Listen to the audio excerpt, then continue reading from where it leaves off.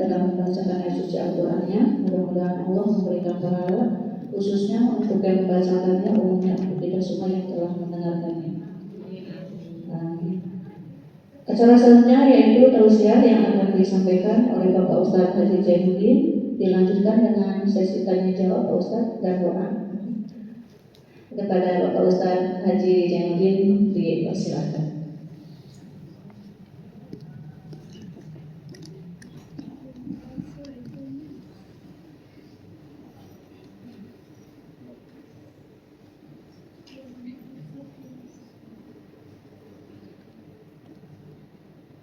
Assalamualaikum warahmatullahi wabarakatuh. Waalaikumsalam warahmatullahi wabarakatuh.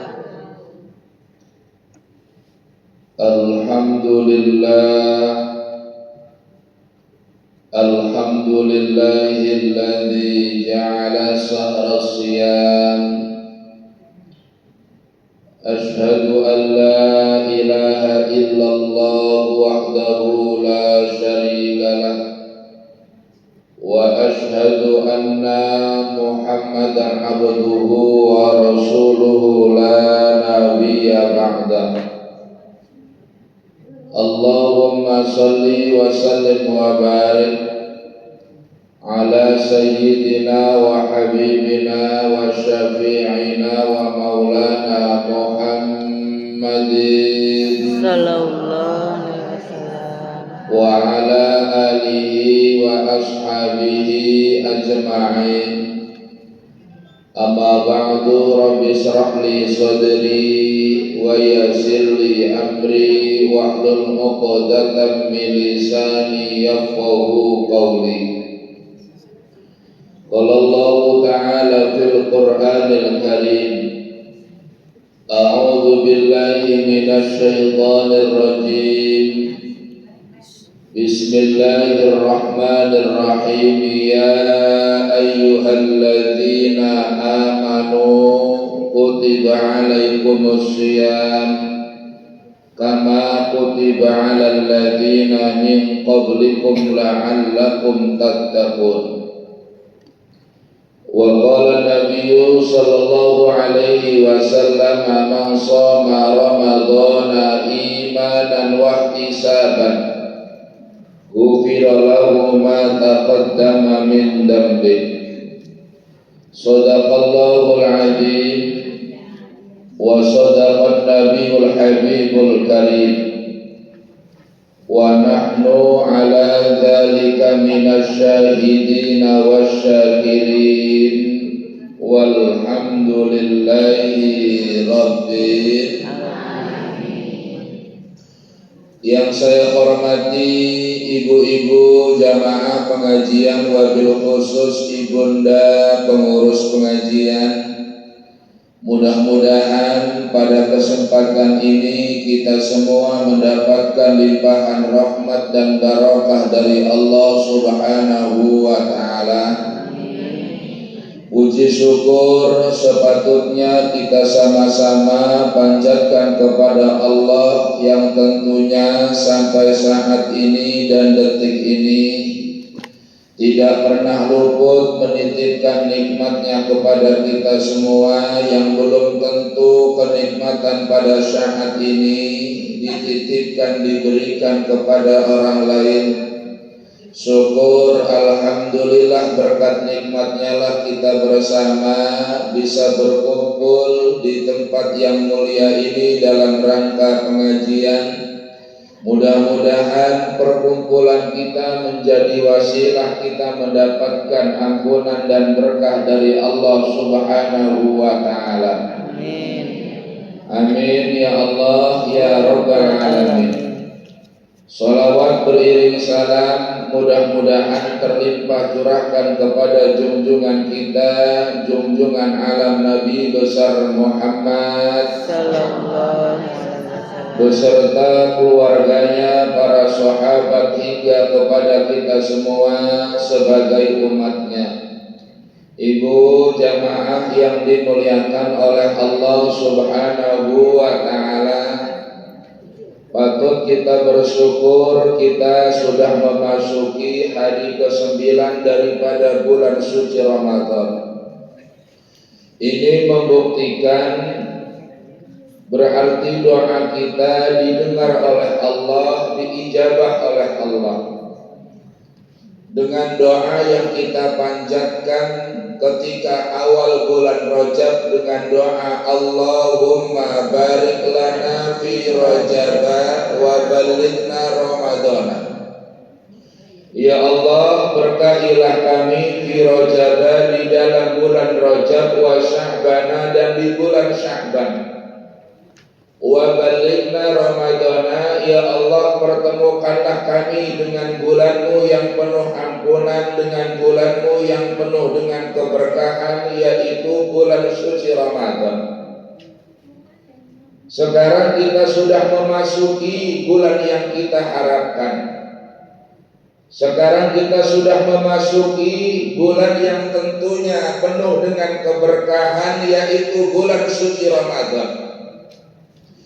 Maka pantas baginda Nabi dalam hadisnya, man fariha bidu'uli Ramadan, barang siapa yang senang dan bahagia dengan datangnya bulan suci Ramadan, haramallahu jasadahu ala niran, maka Allah akan mengharamkan jasadnya terkena dengan api neraka. Ini ibu-ibu senang apa susah, Bu?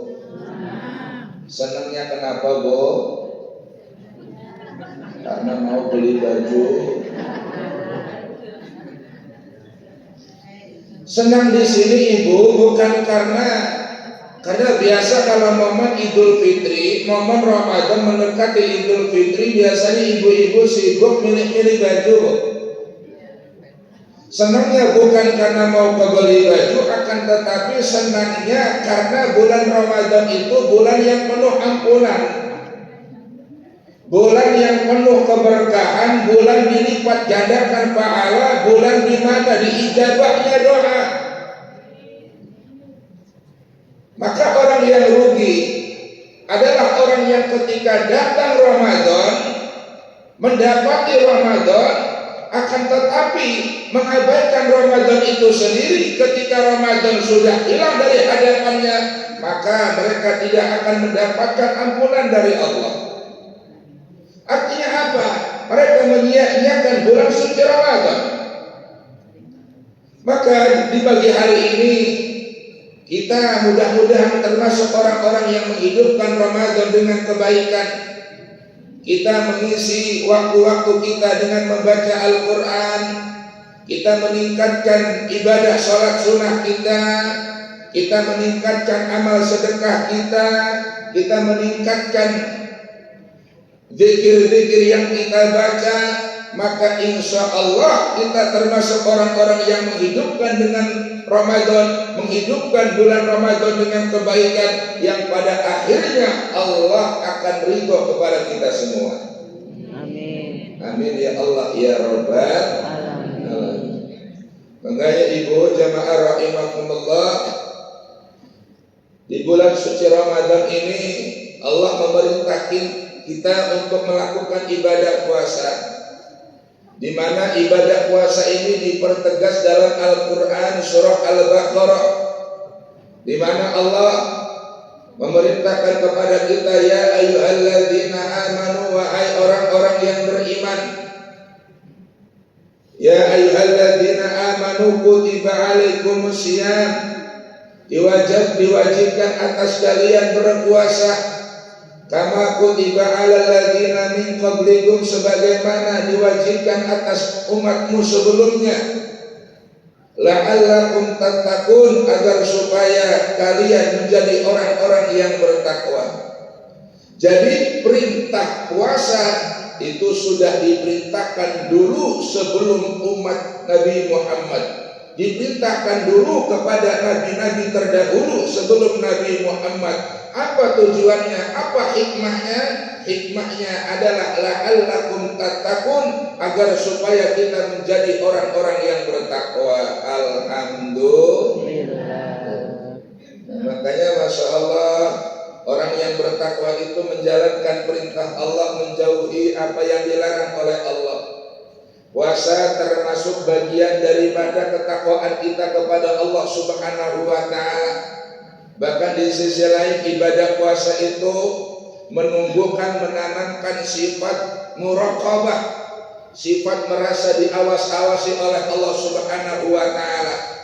Kita menahan makan yang tentunya melilit perut, menahan minum yang mencekik tenggorokan, ya, tidak makan, tidak minum dari semenjak munculnya fajar sampai terbenamnya matahari, ya. Karena siapa? Tentu kita karena mengharapkan keridhaan Allah Subhanahu wa ta'ala. Makanya ibu jamaah rahimakumullah, ibu kira-kira makan dan minum ibu, kalau seumpamanya ibu nahan makan dan minum itu dari siapa? Apakah dari hadapan suami, dari hadapan manusia, apa dari hadapan Allah, Bu? Dari hadapan Allah. Tentu kalau kita mau menipu diri kita sendiri, menipu orang gampang, Bu. Ya. Kalau kita mau menipu anak, mau menipu suami, mau menipu dari hadapan orang, dari hadapan manusia gampang. Kita ngaku puasa ketika di rumah kita bisa minum, Bu. Kita ngaku puasa ketika tidak ada orang kita bisa makan, Bu. Kita ngaku puasa ketika tidak ada orang kita bisa makan dan minum. Tapi kita tidak bisa luput dari pengawasan Allah. Karena memang dimanapun dan kapanpun waktunya, kita ini tidak lepas dari CCTV-nya Allah Subhanahu wa ta'ala. Maka tidak ada kedustaan yang dilakukan oleh seorang hamba dari hadapan Allah Subhanahu wa ta'ala. Kenapa? Karena kapanpun dan di mana waktunya kita tidak lepas daripada CCTV-nya Allah Subhanahu wa ta'ala. Makanya puasa itu tidak saja menahan dari makan dan minum, akan tetapi puasa juga menahan dari perbuatan-perbuatan maksiat, perbuatan-perbuatan yang mengandung dosa. Ya, makanya dalam satu hadis ada amalan perbuatan yang bisa merusak amal ibadah puasa kita. Ya. Dalam arti di sini merusak pahalanya. Apa diantaranya? Kitbun, yang pertama yaitu perbuatan bohong. Kita bisa membohongi manusia, akan tetapi kita tidak bisa membohongi Allah. Yang kedua yaitu perbuatan ghibah. Apa itu ghibah? Membicarakan kejelekan atau kekurangan orang lain. Ya, maka perbuatan ghibah ini dilarang keras bagi orang-orang yang melakukan puasa. Dilarang keras bagi hamba-hamba Allah. Kenapa? Karena perbuatan ghibah ini bisa merusak amal ibadah kita. Terkhusus yaitu amal ibadah puasa.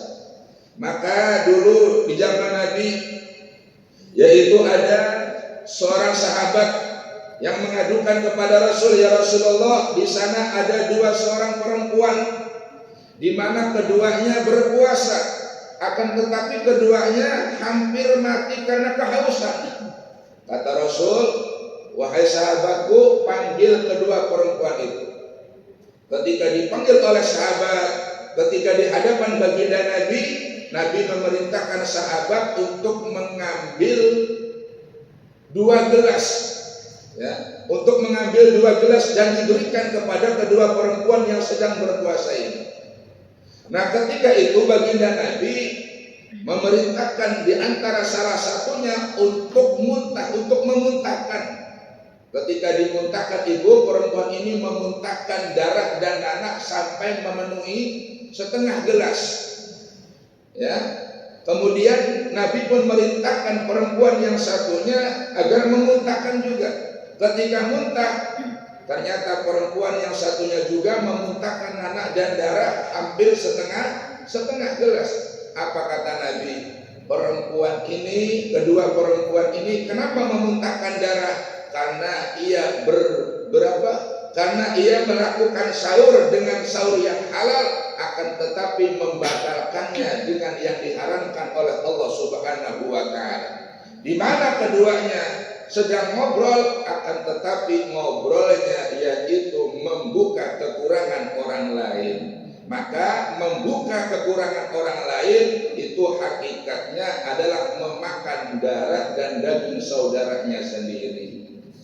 Bu, kira-kira jelas, Bu? Apa yang jelas, Bu? Ibu, kira-kira jelas, Bu? Apa yang jelas, Bu? Tidak boleh Gibah. Pak Ustadz, emang ada ghibah yang diperbolehkan? Ada itu. Kata para ulama, hukum ghibah itu ada 4 hukum. Yang pertama, ghibah itu ada yang hukumnya murtad. Yang kedua, ada ghibah itu yang hukumnya nifaq munafik. Yang ketiga, ada ghibah itu hukumnya maksiat. Dan ada ghibah itu yang hukumnya mubah. Oh, ternyata para ulama membagi hukum ghibah itu ada 4 hukum. Yang pertama, ada ghibah itu hukumnya murtad. Itu ghibah yang bagaimana? Satu contoh, ibu lagi asik nih ngomongin kekurangan orang.